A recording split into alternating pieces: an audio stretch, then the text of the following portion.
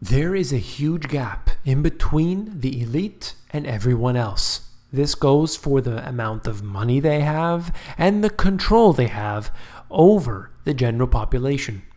You came here for the truth. Today we are going to look at not just these factors, but the food disparity as well. So let's begin. Switzerland's first insect-based food aimed at humans will go on sale next week following a revision of the country's food safety laws. This is the second largest supermarket chain, Co-op, saying that it would sell insect balls based on the protein-rich mealworm. I think that it is totally acceptable if somebody wants to eat these things, and you'll see that around. I'm sure there are cultures that do so, and I don't judge anybody. In Toronto, in fact, there are restaurants that sell them, and you can even see it on the street. I know that in the downtown of Toronto, individuals were offered crickets or cricket-based cookies that were able to basically, the suggestion was that, you know, if you eat these, you would save the earth, and it was on Earth Day.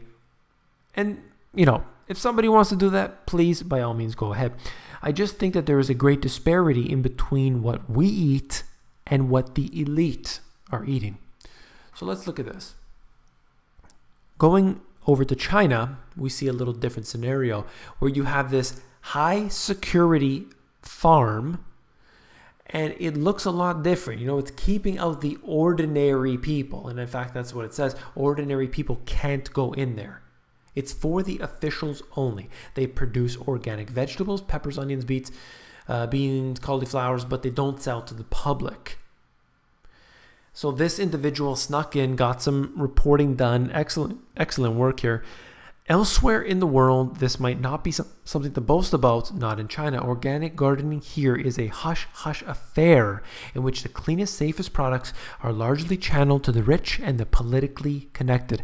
It is sent to the Communist Party officials, sent to the people who are the elite in China, and the average individual gets contaminated food that's making them sick, hurting them, killing them in some cases, and that's what happens. You don't get that. The average public doesn't get that. The elite get that. And this has become more and more of a problem. Look at it in the US, in fact, and I'm sure it's happened in other countries as well. I'm just remembering in the US, people having a front yard garden, and they were told you're not allowed to do so. And there's all these silly bylaws that exist, regulations, and everything else trying to keep you from being self-sufficient. No, you're not allowed to grow that.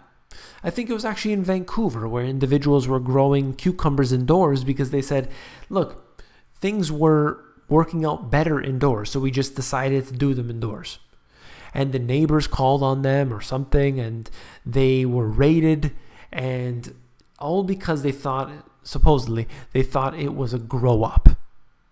And they ruined these people's privacy, and I believe they destroyed the crops as well somehow, but all because they wanted to grow their own food. That's the way this works. You don't get a chance to do that. You have to eat bugs. That's what you deserve. And then this is a little, you know, I was going to show some images, but I decided let's keep that on the down low for today. This is talking about the different things that some people are eating, and I believe that these are considered delicacies. I would never personally consume this, but things like live animals, live octopus, monkey brains, still beating snake heart, and it goes on. And these are the things that I believe that only the more wealthy of the people would be able to afford. Maybe I'm wrong, but that's just the way I've always heard this. The things that are these delicacies, which I consider to be disgusting, but you know, to each their own. This here tells me that there are some people that can afford this type of thing. I mean, I wouldn't even know where to begin to even consider this type of thing. But some individuals, they pay a lot of money to have something like this. and then they get in these elite restaurants. They have this underground type restaurants, I'm sure, and they were able to eat this type of thing. All the while, you have to eat the low quality GMO, genetically engineered garbage that you have to swallow down. And then to tie it all together, look at this, a loophole for Mr. Paulson. You remember this? Henry Paulson, he gave himself a nice $200 million tax break when he became the Treasury Secretary. That was a wonderful thing for him. And you have to realize the way that the government works. It's structured to protect the corporations, and you are simply not one of them. They eat the foods that they want to eat, whatever that is, and they have their own private greenhouses. I believe the royal family in the UK has that, and look, you just saw that for the Communist Party from China.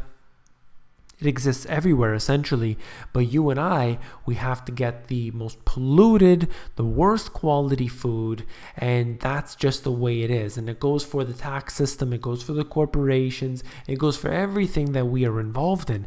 They get everything, we get nothing but a kick in the you-know-what. If you found this video informative, please give me a thumbs up. I need your support more now than ever before, so I do appreciate that, every single one of you. Last but not least, if you found this video informative, then I know you'll find my books, The Money GPS, and my newest release, Global Economic Collapse, even more informative. You can actually flip through this book. If you go over to Amazon, they have a look inside feature that will allow you to flip through the pages of these books to see if you like them. Take care.